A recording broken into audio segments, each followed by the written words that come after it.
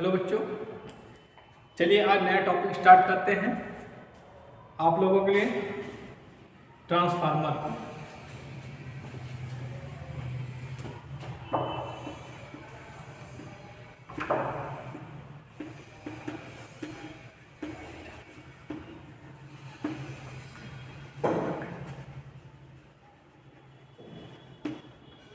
Transformer इसको हिंदी में बोलते हैं परिणामित्र। परिणामित्र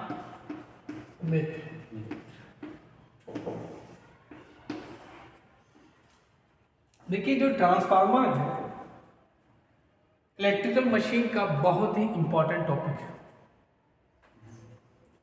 क्योंकि चाहे आप ITI ले लीजिए, चाहे आप पॉलिटेक्निक ले लीजिए, चाहे आप बीटेक ले लीजिए, सब में ट्रांसफार्मर बहुत इंपॉर्टेंट है। मतलब इलेक्ट्रिकल इंजीनियरिंग का बहुत ही इंपॉर्टेंट टॉपिक आपका ट्रांसफार्मर है। ठीक है, अब पहले पढ़ेंगे ट्रांसफार्मर होता क्या है। ठीक, ट्रांसफार्मर एक बेटा स्टैटिक डिवाइस है। स्टैटिक डिवाइस मतलब डिवाइस इसलिए कहते हैं क्योंकि जहां पे इसको रख देते हैं वहां पे वो स्टेबल हो जाता है। इसको इलेक्ट्रिकल मशीन इसलिए नहीं कह सकते क्योंकि मशीन में क्या होता है, मोशन होता है, इसमें मोशन तो होता नहीं, इसलिए इसको स्टैटिक डिवाइस कहते हैं। तो क्या करेंगे, ट्रांसफार्मर क्या बेटा, एक स्टैटिक डिवाइस है। स्टैटिक डिवाइस है। स्टैटिक मतलब स्थैतिक युक्ति, स्थैतिक युक्ति है। ठीक, ये क्या करती है, फिक्स्ड फ्रीक्वेंसी पर, फिक्स्ड फ्रीक्वेंसी पर मतलब आपकी फ्रीक्वेंसी क्या है, अगर 50 हर्ट्ज है, ठीक है, तो आपकी फ्रीक्वेंसी 50 हर्ट्ज ही रहेगी, ये चेंज नहीं होगी। तो क्या करता है ये, फिक्स्ड फ्रीक्वेंसी पे वोल्टेज और करंट को घटाता और बढ़ाता है। फिक्स्ड फ्रीक्वेंसी पर वोल्टेज और करंट को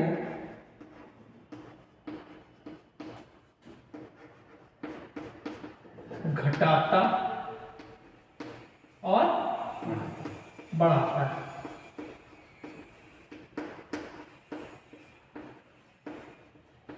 ठीक, नंबर 3 पॉइंट क्या है, ये प्राइमरी वाइंडिंग से सेकेंडरी वाइंडिंग पावर को या एनर्जी को ट्रांसफर करता है।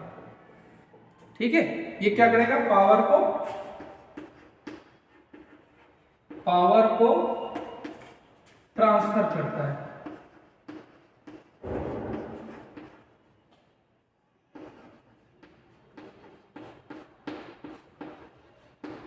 ठीक, अब देखिए ये आपका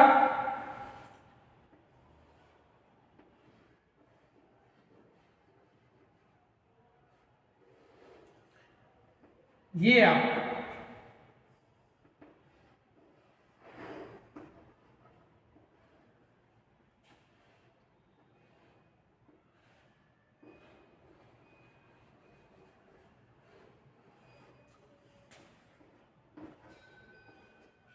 ठीक है, ये आपकी क्या कहलाती है, सेकेंडरी वाइंडिंग कहलाती है। क्या कहलाती है, सेकेंडरी वाइंडिंग कहलाती है।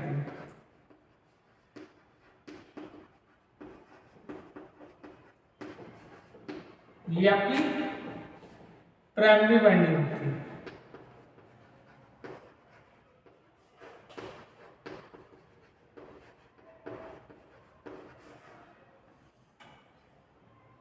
ठीक है, और बातें बताते हैं इसके बारे में। ट्रांसफार्मर जो होता है इसमें जो ईएमएफ होता है, कौन सा ईएमएफ होता है, चलो बताओ। हेलो, ट्रांसफार्मर कौन सा ईएमएफ होता है,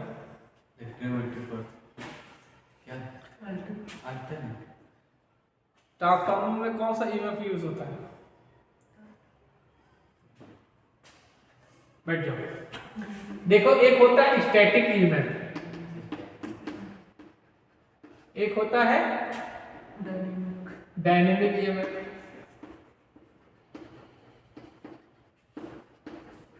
डायनेमिक ईएमएफ कहाँ यूज होगा? जनरेटर और मोटर में, क्लियर है? और ये कहाँ यूज होगा? ट्रांसफार्मर में, समझे? तो इसमें जो ईएमएफ यूज होगा वो क्या होगा? स्टैटिक ईएमएफ होगा, ठीक। और ये क्या होता है? एसी पे काम करता है, एसी पर काम करता है।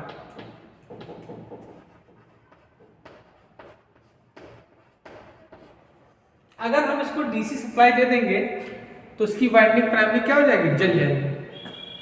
तो ट्रांसफार्मर के बारे में समझ में आया? मैं फिर से बता देता हूं, ट्रांसफार्मर क्या है?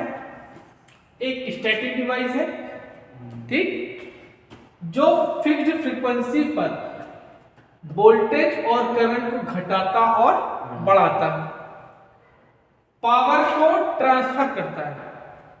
मतलब ये वाइंडिंग से इस वाइंडिंग,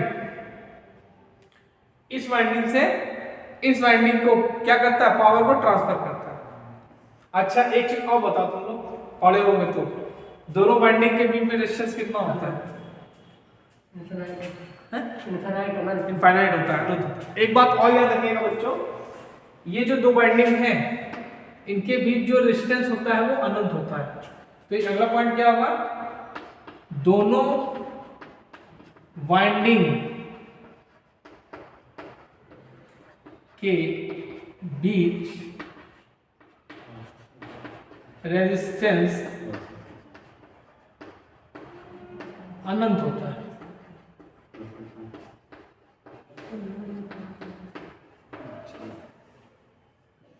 अच्छा, ये बताओ, ये जो दोनों वाइंडिंग होती हैं इनमें कौन सी कपलिंग होती है?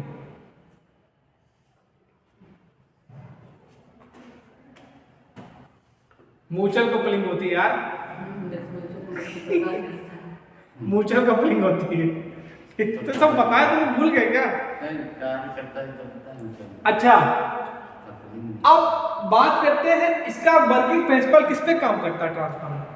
ट्रांसफार्मर किस पे काम करता है? ये तो बता दिया क्या होता है, किस पे काम करता है। तो बेटा ये आपका निकल देते हैं, यहां म्यूचुअल इंडक्शन पे काम करता है, यहां म्यूचुअल इंडक्शन पे काम करता है।